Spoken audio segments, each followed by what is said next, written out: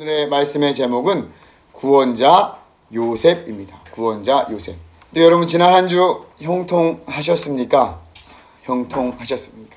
과연 하나님의 뜻이 어디에 있었는지, 또 하나님의 그 뜻 안에 우리가 거하고 있는지, 우리가 요셉을 통해서 지난주에는 하나님의 형통에 대해서 함께 나누었습니다.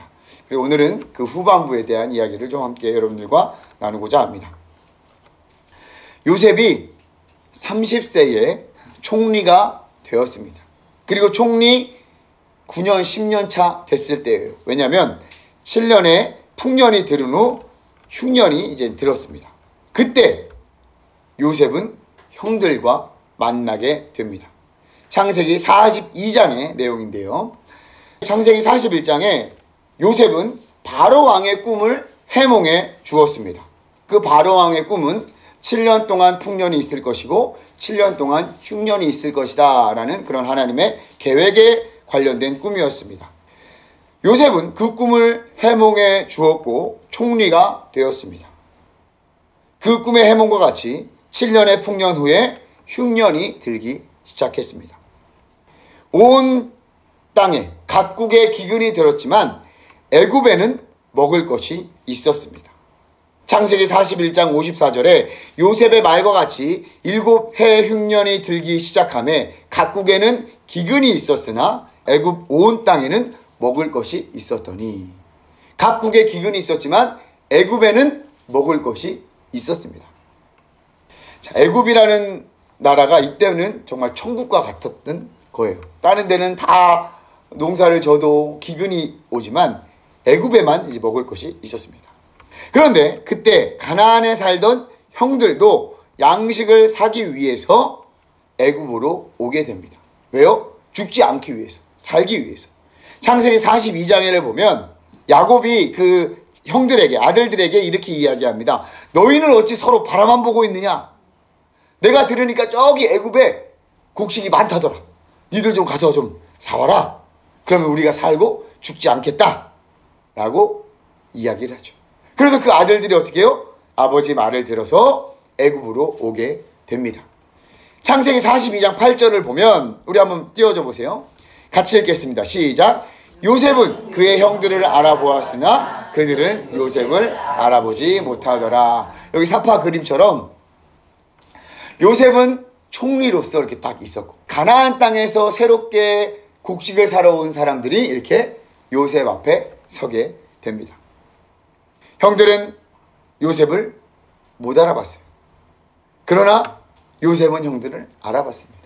정말 형들이 상상이나 했을까요? 저 앞에 있는 사람이 내 동생 요셉일 것이라는 여러분 상상을 해봤을까요? 전혀 감을 못 잡았겠죠. 근데 여러분들 잘 아시다시피 이 이후에 어떤 일이 일어납니까? 요셉이 형들을 뭐랄까요? 어떻게 보면 골탕을 먹이는 것처럼 너희들 정탐꾼이지? 하고선 시므온을 잡아놓고 동생, 마지막 막내 동생을 데려와라 이렇게 이야기합니다. 결국 시므온은 잡히고 형들이 돌아가서 베냐민 마지막 동생을 데려오는데 그 과정도 되게 재밌어요. 돈을 줬는데, 돈을 다 냈다고 생각했는데 곡식도 있고 돈도 다시 있고. 그때 형들의 고백이 여러분 뭔지 아십니까? 야야 이거 큰일 났다 이거. 내 동생 그 일 때문에, 요셉을 팔았던 그 일 때문에 하나님께서 벌을 내리시는구나 이렇게 고백을 해요. 형들은 그들의 마음속에 요셉을 팔아넘긴 것, 이것이 계속 짐으로 한쪽 구석에 잊고 있다가도 뭐가 잘못한 일이 일어나면 그게 계속 올라오는 거예요.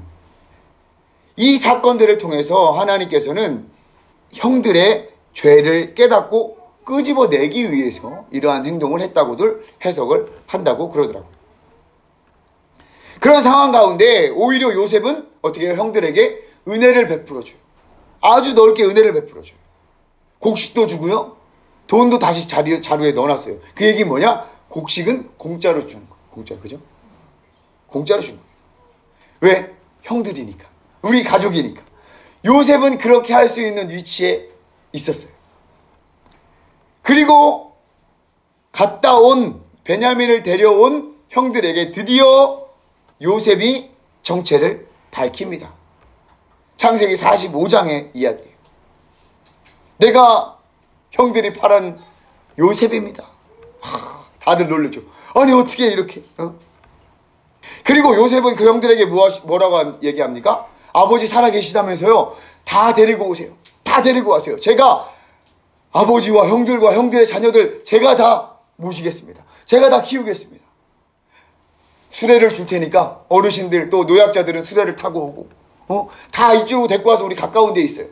우리 애굽 사람들은 이렇게 양치는 사람들을 부정하게 생각하니까 조금 떨어져서 고셀이라는 땅에 가까운 데 있으세요. 저와 가까이 있으세요. 이렇게 이야기를 하죠. 요셉은 이스라엘 가족들에게 구원자와 같은 사람이 되었습니다. 구원자 요셉. 그런데요, 많은 신학자들이, 많은 선배님들이 이 요셉의 삶을 통해서 무엇을 보느냐? 바로 예수 그리스도의 생애를 보더라고요.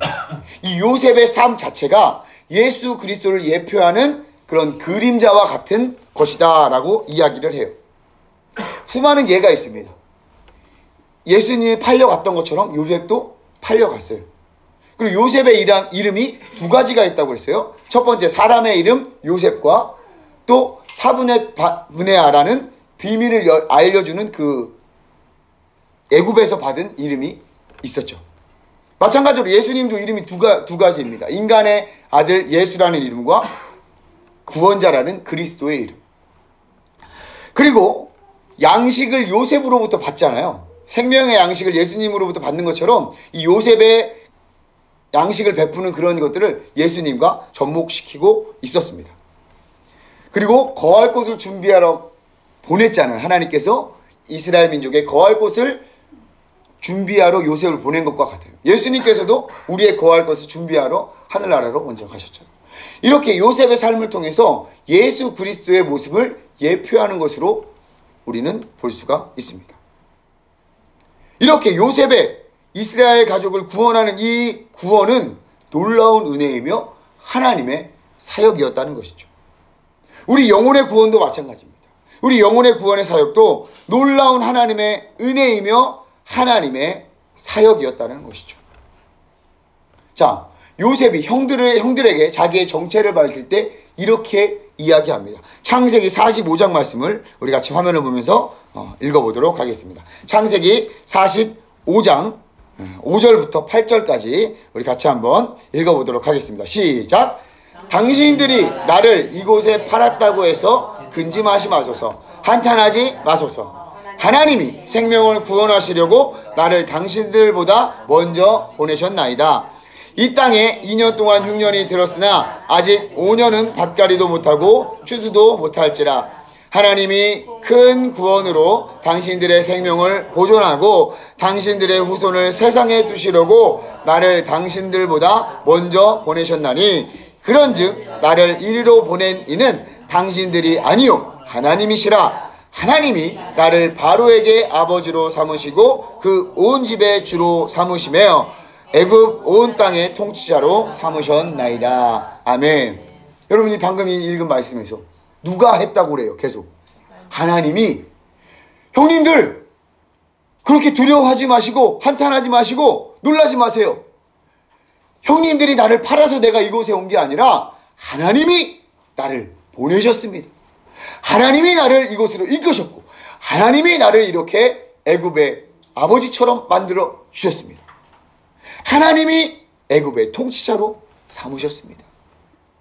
이 구원의 사역은 누구의 사역이었어요? 하나님의 사역이었어요. 요셉의 형들이 팔은 것 같지만 그 안에서 그 놀라운 하나님의 놀라운 큰 뜻은 요셉을 통해서 이스라엘 가족을 구원하는 게 계획이었어요. 이렇게 요셉에게 보여주신 하나님의 꿈이 이루어지게 되었습니다. 형제들이 요셉에게 정말 무릎 꿇고 고개를 숙이고 야곱과 그의 모든 자녀들이 마찬가지로 요셉 앞에 나오게 되죠. 요셉은 모든 연단과 훈련을 잘 이겨냈습니다. 창세기 45장 방금 읽었던 말씀을 고백을 보면 요셉이 하나님의 뜻과 하나님의 계획을 인정하고 있어요. 내가 한 게 아니라 내가 잘나서 내가 꿈을 해몽을 잘하니까 내가 이렇게 됐어요. 이렇게 얘기 안 합니다. 하나님께서 하셨다고 이야기하고 있습니다. 하나님의 연단과 훈련을 잘 이겨내면 하나님의 뜻과 계획을 이해하고 인정하게 됩니다. 창세기 42장 8절에서는 요셉이 형들에게 이렇게 고백하기도 해요. 나는 하나님을 경외하는 자이다. 나는 하나님을 경외하는 자이다.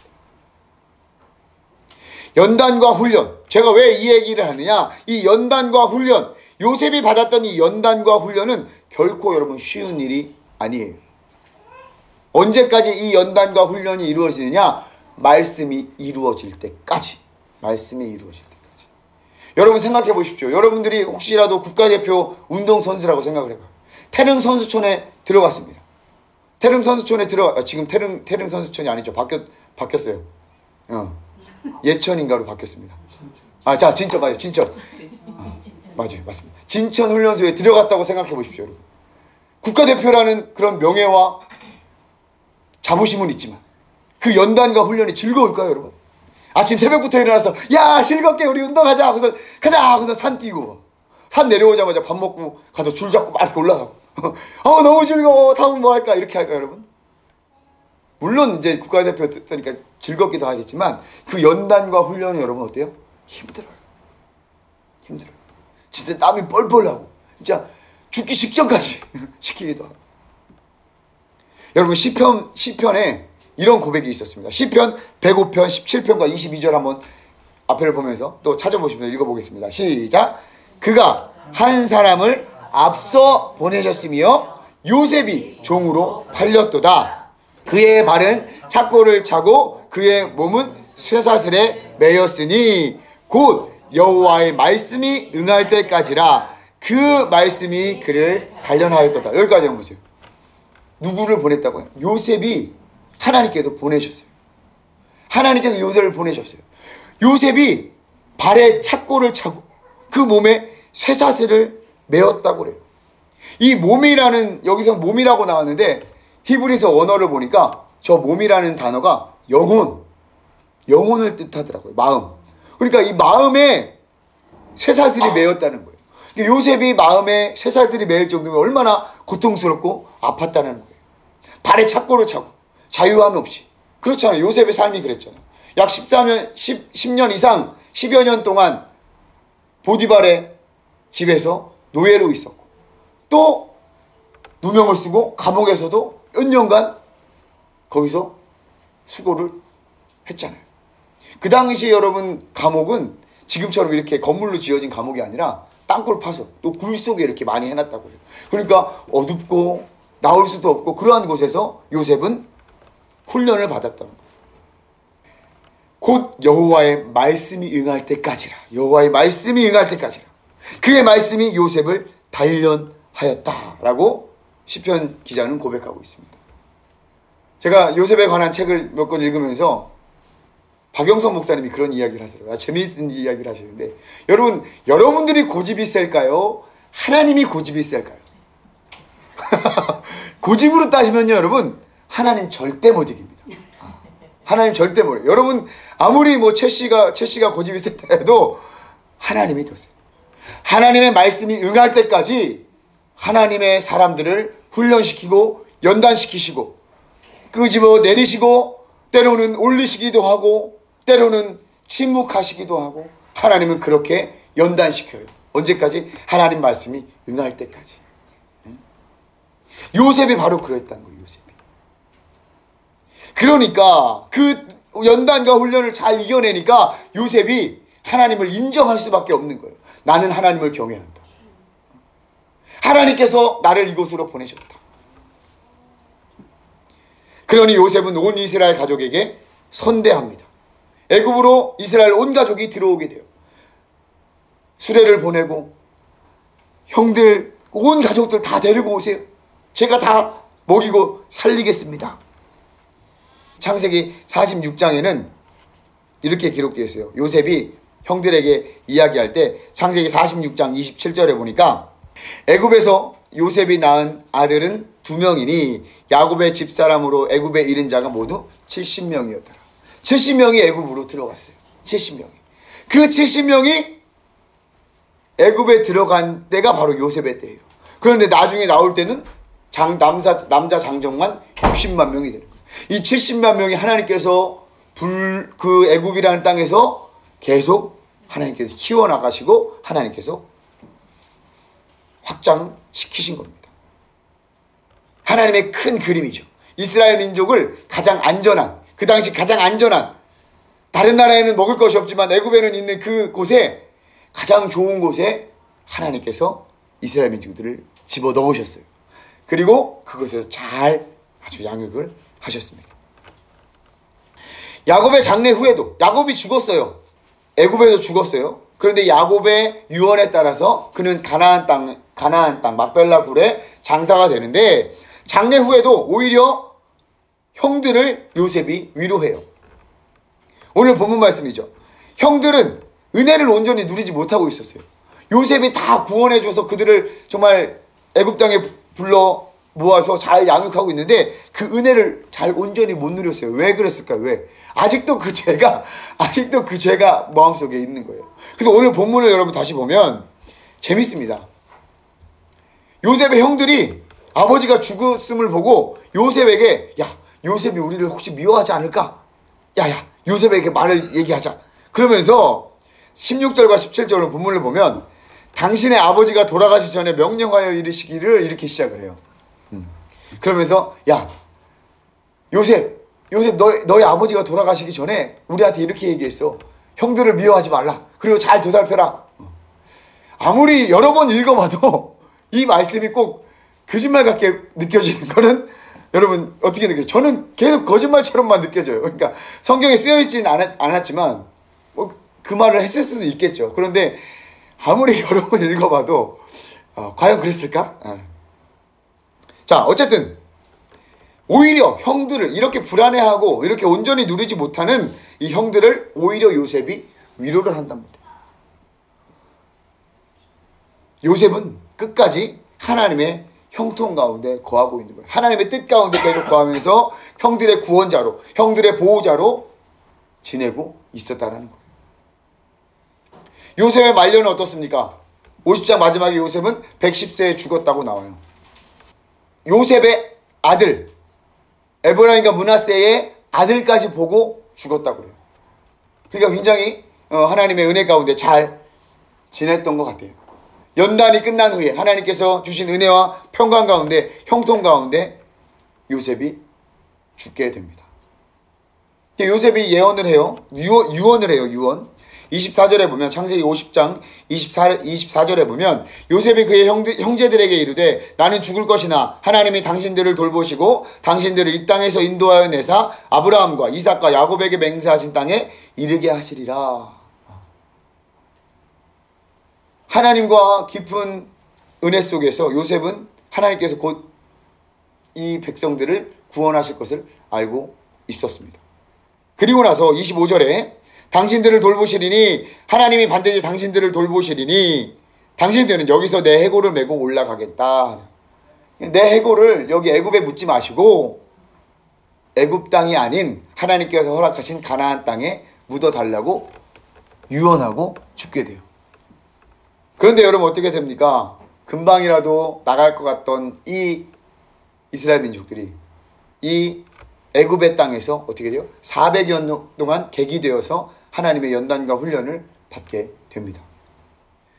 출애굽기 13장 19절에 모세가 요셉의 유고를 가졌으니 이는 요셉이 이스라엘 자손으로 단단히 맹세하게 하여 이르기를 하나님이 반드시 너희를 찾아오시리니 너희는 내 유고를 여기서 가지고 나가라 하였음이니라. 결국 요셉의 유언처럼 400여 년이 지났지만 요셉의 유골은 모세의 손에 들려서 가나안 땅으로 가게 되죠. 끝까지 하나님의 형통과 하나님의 뜻을 그의 삶 가운데 나타남을 보이셨습니다. 사랑하는 여러분, 이 요셉의 일대기, 이 가운데 요셉이 한 게 얼마나 있을까요? 이 모든 것은 하나님께서 하셨습니다. 하나님께서 하셨습니다. 하나님께서 요셉을 이끌어 가셨어요. 비록 발에 착고를 채우고 몸에 사슬을 메어서, 마음에 사슬을 메어서 그 마음이 무겁고 참 갇혀있는 그런 마음을 요셉에게 주었지만 하나님께서는 요셉을 그렇게 이끌어 가셨고 하나님의 뜻 가운데 두셨어요. 여러분, 구원은, 영혼의 구원은 끝이 아니라 시작이에요. 그 시작이 무엇이냐? 하나님의 뜻이 이루어지게 되는 거예요. 제가 지난주에 여러분들과 교제하면서 그런 이야기를 했죠. 불구덩이 속에서 아주 멋진 나무가 타고 있었어요. 그 나무를 끄집어냈어. 끄집어내서 끝이 아니에요. 그 나무의 입장에서는 야, 나 안 타도 좋아. 타지 않았구나. 야, 이제 안 타게 됐어. 라고 생각할지 모르지만 그걸 끄집어낸 주인은 그걸 다시 사포질하고 깎고 다듬어서 멋진 작품을 만들어 낸다고 생각해 보세요. 그 나무의 입장에서는 어때요? 불구덩이에 있는 것보다 더 큰 고통을 느낄 수도 있을 거예요. 그러나 주인의 뜻에 합당하게 만들어져 가고 있는 것입니다. 우리도 마찬가지예요. 우리도 구원을 받고 우리가 구원받고 띵가띵가 이렇게 잘 그냥 뭐 잘 지내다가 구원받고 그게 끝이다. 그러면 여러분 어떻게 보면 불행한 일 중에 하나일 거예요. 존 파이퍼 목사님이라고 외국의 유명한 목사님이 그런 이야기를 했어요. 제가 여러분들한테 비극적인 이야기를 하나 해드릴까요? 그러면서 이야기를 시작합니다. 한 사람이 잘 은퇴해서 멋진 플로리다 해변에서 조개 껍질을 주우며 행복하게 살았습니다. 이게 비극적인 일이라는 거예요. 그럼 정말 좋은 일은 뭐냐? 정말 가난하고 힘들게 자란 한 여인이 간호사로서 선교제에 나가서 열심히 선교하다가 순교한 이야기. 이게 더 영광스럽지 않습니까? 그런 이야기를 하더라고요. 그런 설교를 들은 적이 있어요. 우리는 하나님께 구원받은 영혼이에요. 그럼 구원받고 끝일까요, 여러분? 그렇지 않습니다. 저와 여러분을 통해서 하나님의 계획을 이루어 가신단 말이에요. 그 시기와 때는 다 다를 수 있어요. 지금부터 하나님께서 시작하실 수도 있고요. 과정일 수도 있고요. 우리가 요셉의 삶을 보세요. 요셉의 삶. 우리가 그 30여 년이나 짧다면 짧은 삶이지만 그의 삶을 보면 얼마나 고통스럽고 얼마나 힘들었을까요? 어릴 적 형들의 어떠한 그런 시기와 질투를 받으면서 자랐던 그런 모습들. 그리고 아무 잘못도 없지만 팔려갔어요. 그러나 요셉은 거기다 대고 억울하다고 자기인을 대변하거나 그러지 않았어요. 예수님도 그랬던 것처럼. 그리고 보디발의 집에서 또 감옥에서 그 모든 지혜와 모든 연단과 훈련을 받았어요. 아까 시편 105편에 20절에 왕이 사람을 보내어 그를 석방하여 뭇 백성의 통치자가 그를 자유롭게 하였도다. 그를 그 집의 주관자로 삼아 그의 모든 소유를 관리하게 하였다라고 이렇게 나오면서 22절에 여기 있나요? 22절 한번 읽어보겠습니다. 시작. 그의 뜻대로 모든 신하를 다스리며 그의 지혜로 장로들을 교훈하게 하였도다. 여러분 30세의 이 젊은 청년이 총리가 되어서 모든 신하를 다스리며 그의 지혜로 장로들을 교훈하게 해야 돼요. 교훈까지 줬다라는 거예요. 그 10여 년의 삶을 동안 하나님께서 그를 연단하시고 훈련시켜서 그만큼 하나님께서 요셉을 그렇게 만드셨기 때문에 이렇게 할 수 있는 거예요. 그렇게 하다 보니 이 요셉은 하나님을 인정할 수밖에 없는 거예요. 하나님의 계획, 하나님의 이끄심을 요셉을 인정하고 하나님을 경외하는 자로 변화된 것이죠. 요셉은 그 연단과 훈련을 잘 견뎌냈어요. 말씀이 그를 연단한다고 했어요. 그 은혜를 여러분, 저와 여러분들이 누릴 수 있어야 합니다. 그 연단과 그 말씀의 연단을 우리가 하나님의 계획, 하나님의 그 사랑을 고백하는 도구로 우리가 사용해야 될 줄 믿습니다. 저와 여러분들도 연단을 받게 돼요. 연단을 피할 수가 없어요. 우리가 예수 그리스도를 믿고 어려움이 없기를 여러분 기도하십니까? 아니요. 우리는 오히려 그 어려움을 이겨낼 힘과 지혜를 달라고 기도해야 되는 자들임을 믿습니다. 그래서 그것을 통해서 하나님을 경험하고 하나님의 뜻을 알고 하나님께 영광 돌리고자 우리에게 그 연단이 필요한 거예요. 그래서 히브리서 기자는 이렇게 고백합니다. 히브리서 12장 5절에 보니까 5절부터 9절까지 우리 같이 한번 읽어보겠습니다. 시작. 또 아들들에게 권하는 것 같이 너희에게 권면하신 말씀도 잊었도다. 일러스되 내 아들아 주의 징계하심을 경히 여기지 말며 그에게 꾸지람을 받을 때에 낙심하지 말라. 주께서 그 사랑하시는 자를 징계하시고 그가 받아들이시는 아들마다 채찍질 하심이라 하였으니 너희가 참음은 징계를 받기 위함이라. 하나님이 아들과 같이 너희를 대우하시나니 어찌 아버지가 징계하지 않을 아들이 있으리요. 징계는 받는 것이거늘 너희에게 없으면 사생자요 친아들이 아니니라. 또 우리 육신의 아버지가 우리를 징계하여도 공경하였거든 하물며 모든 영의 아버지께 더욱 복종하며 살려 하지 않겠느냐. 아멘. 하나님이 아들과 같이 너희를 대우하셨다. 하나님이 여러분들을 아들과 같이 자녀와 같이 대우하십니다. 여러분 믿으십니까? 징계는 다 받는 것이거늘 너희에게 없으면 사생자요 친아들이 아니라. 친아들이 아니면 징계를 안 하신대요. 보세요. 육신의 아버지가 우리를 징계하도 아버지를 공경하는데 영의 아버지인 우리 하나님 아버지께 더 공경하고 그를 경외하게 만든다는 거예요. 물론 연단은 어렵고 힘들어요. 맞아요. 사람마다 다르고 그 연단과 힘든 거는 다 달라요. 그러나 하나님께서 그 계획과 뜻 가운데 우리를 그곳에 두신 거예요. 자녀이기 때문에 혼나는 거예요. 자녀이기 때문에 가르침과 지도가 있는 것입니다. 그 연단과 훈련을 여러분 통과하시기를 바랍니다. 요셉이 우리를 위한 증인이에요. 요셉이 우리를 위한 증인이에요. 그래서 이어서 히브리서 기자는 그 다음 절 한번 열어줘 보세요. 히브리서 12장 13절 이렇게 이야기합니다. 같이 읽겠습니다. 시작. 그러므로 피곤한 손과 연약한 무릎을 일으켜 세우고. 제가 이 말씀을 보고 깜짝 놀랐어요. 저한테 하시는 말씀 같아서. 어떻게 하셨어요? 제 피곤하고 너무 힘들고 너무 힘들어요. 하나님 언제까지 기다려야 돼요? 그러나 내 피곤한 손과 연약한 무릎을 이렇게 세우고 하나님께서 계획하신 그 뜻 가운데 그 연단과 훈련 가운데 여러분 나아가라. 그래서 너희 발을 위하여 고든지를 만들며 저는 다리로 하여금 어그러지지 않고 고침을 받게 하라. 평탄하게 길을 만드는 거예요. 나는 좀 힘들지만 내 뒤에 오는 자들이 편하게 올 수 있도록 그 역할을 내가 감당해 내야 된다는 거죠. 요셉이 여러분 그렇게 하지 않았습니다. 그래서 요셉이 구원자였던 거예요. 예수 그리스도를 예표할 수 있는 거예요. 사랑하는 성도 여러분, 하루하루가 쉽지 않으실 것입니다. 그러나 저도 여러분도 그리고 우리 한명교회도 하나님의 계획 안에 있음을 여러분 믿으시기 바랍니다. 하나님의 뜻은 선하고 아름답습니다.